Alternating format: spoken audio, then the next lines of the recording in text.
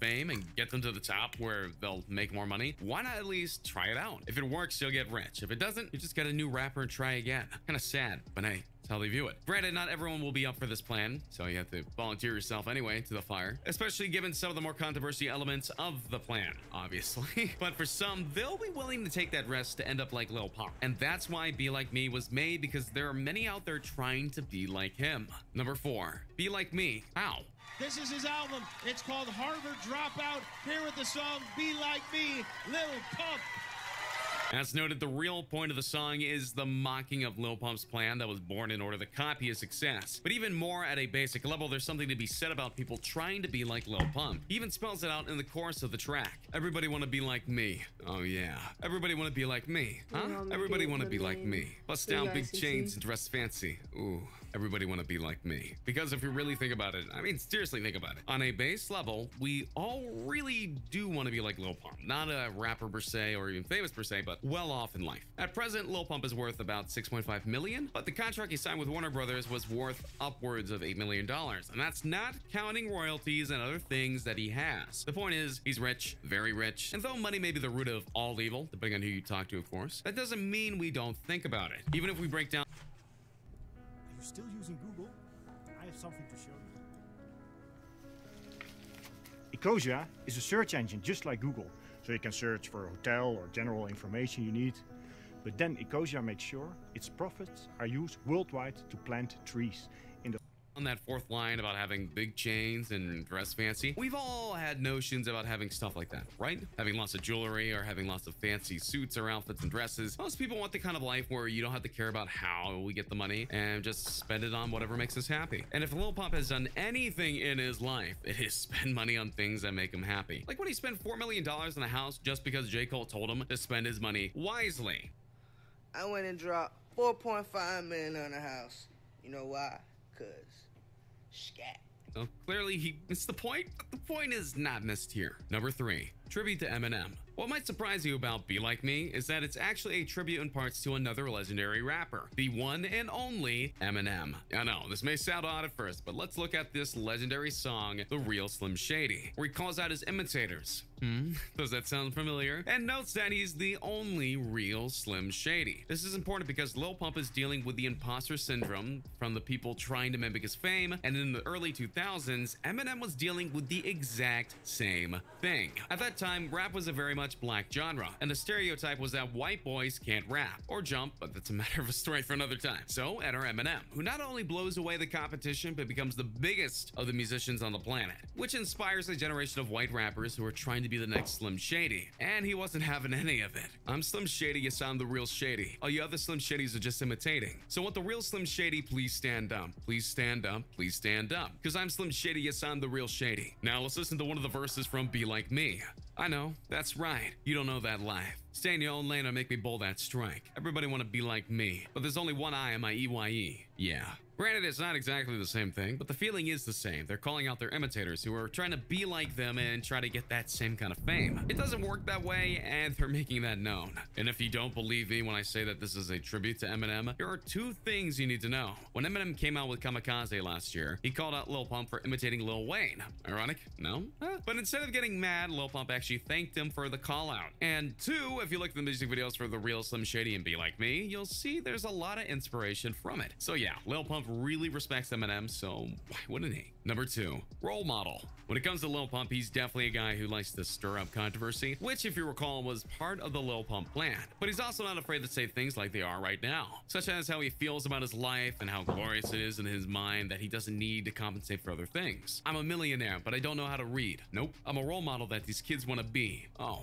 Now, I highly doubt that Lil Pump can't read, because how else would he be able to know how much to pay for the items he gets? But the point is well enough made. He's saying that he's rich without a major education, which if you go and listen to parents and role models, they'll tell you to work hard and go forward with your hard work. And in terms of the rap industry, there are others who look up to his success and go, man, I wish I could be like Lil Pump. So I guess you take what you can get, right? Number 1, all of you, be like me.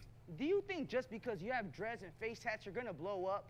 Lastly, let's go a little bit more in depth with the music video for Be Like Me. This is a video that strikes right at the heart about what the song is about, because we see Lil Pump not only living it up, but surrounded by people who are dressed like him, and have hair like him, and have clothes like him, and it goes on and on and on. This references the lyrics where Lil Pump notes that many young rappers are out there trying to get dreadlocks like him, even though they're not real, and they're trying to match up Lil Pump's style because they know people love it. Oh, but it's not just the regular people and rappers getting on into the act. Lil Pump actually has kids dressing up like him and having Lil Pump birthday parties, and then the teens go to class for Lil Pump 101, where they're taught how to be like Lil Pump. And if you look at the boards, you'll see some not so nice things being described. I'm just saying. Heck, he even has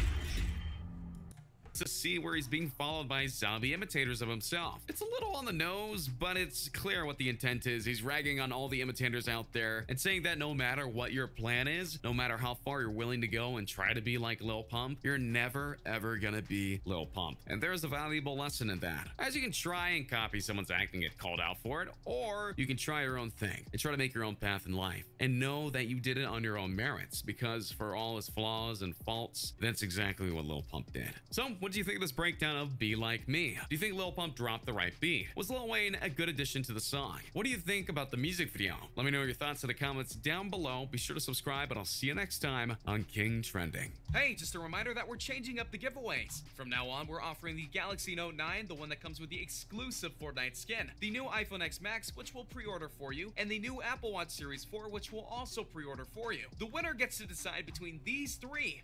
Make sure to subscribe, turn on notifications, drop a like, and comment the hidden message in the video for a chance to win. You got nothing to lose. Go for it.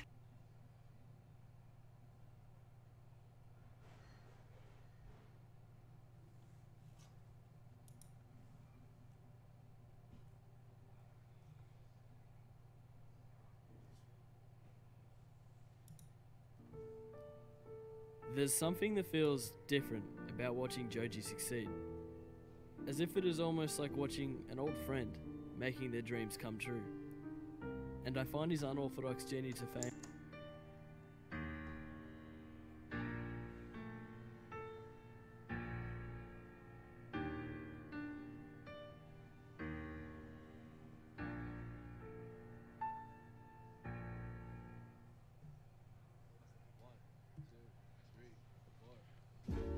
It has always been clear that George Miller is extremely talented. He's a singer, songwriter, producer, and comedian, even before his success with his music career. When he pioneered an entirely new genre of videos on YouTube, George Miller spent over half a decade running The Filthy Frank Show, a show that was so intentionally offensive and derogatory that it changed the landscape of YouTube forever, which now involves only family-friendly content being successful on the platform. It all started in 2011, when the Filthy Frank character was introduced to the world. I'd like to share with you a little story. I tend to have explosive diarrhea, like shit just flies all over the place. So I sat down to take a shit.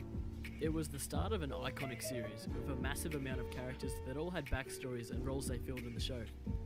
One of these characters, Pink Guy, was what started the Harlem Shake back in 2013. The entire world remaking this Pink Guy video.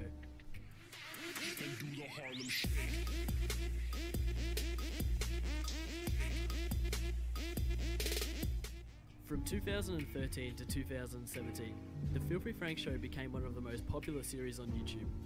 It constantly pushed the envelope for how obscene the content could be while still being successful.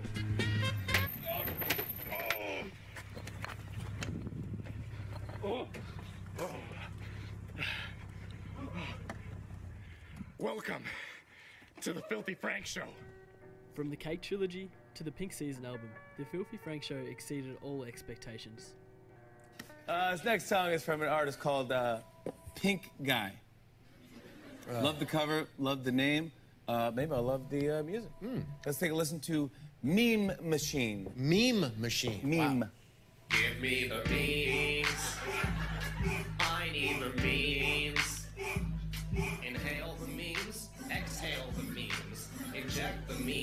in my bloodstream. There are good memes, and there are bad memes. Why has God abandoned us?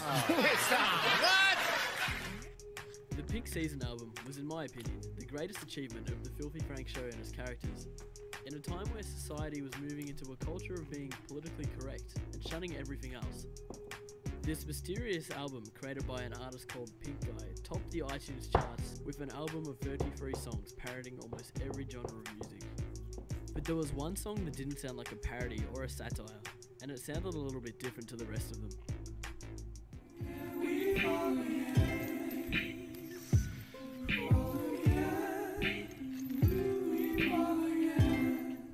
Just as the Filthy Frank show was reaching its peak, Alright, YouTube. Chill. Anyone on YouTube, don't copyright that.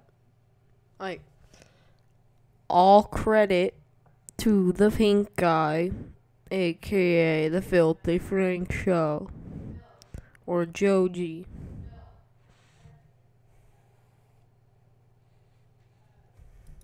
something began to change. Uploads became less frequent, and the record label 88 Rising began to upload music created by an artist named Joji on their YouTube channel.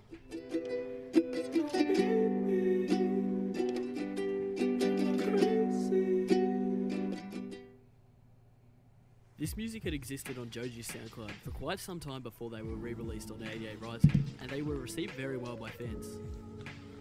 These songs released by Joji were not the first venture George made outside of Filthy Frank. In 2014, he started a vlog series in order to distance himself from Filthy Frank, but they were received so poorly that he ended the series after 10 episodes and deleted all of them off the channel. The Filthy Frank fanbase rejected George out of character, and he became trapped in the Filthy Frank show. As these songs were uploaded more frequently and the content on the Filthy Frank channel slowed down, it was clear that George was no longer focusing on growing the Filthy Frank show, and had begun to take music more seriously. He even said in an interview with Complex, just after Pink Season released, that his main goal was to make music seriously one day, and that he only started the YouTube channel just to promote his music. Despite all this, there were still occasional uploads to the Filthy Frank channel.